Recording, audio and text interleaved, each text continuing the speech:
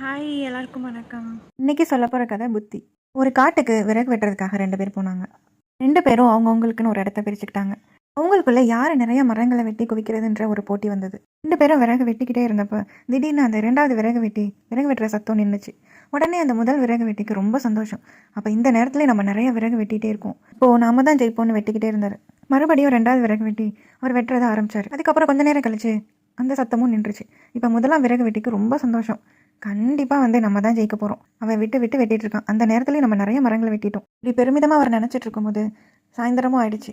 உங்கள் மரங்களெல்லாம் ஒப்பிட்டு பார்க்கும்போது 2வது விறகு வெட்டி நிறைய மரங்கள் வெட்டியிருந்தார். இப்போ முதல் விறகு வெட்டி 2வது விறகு வெட்டிக்கிட்டு எப்படி உன்னோட எண்ணிக்கை அதிகமாக இருக்குது, நீ தான் விட்டு தானே வெட்டின. அப்போ 2வது விறகு வெட்டி சொன்னார், நான் மரங்கள் வெட்டாத சமயத்தில் என்னோட கோடரியை நான் கூர்மைப்படுத்திட்டு இருந்தேன் அப்படின்னு சொல்லிட்டு சிரிச்சார். இந்த கதையிலேருந்து என்ன சொல்ல வர்றாங்கன்னா, நம்ம எந்த செயலை செய்யும் போதும் கடின உழைப்பு மட்டும் இல்லாமல் புத்தி கூர்மையும் இருந்தால் நம்மளால் ஜெயிக்க முடியும்.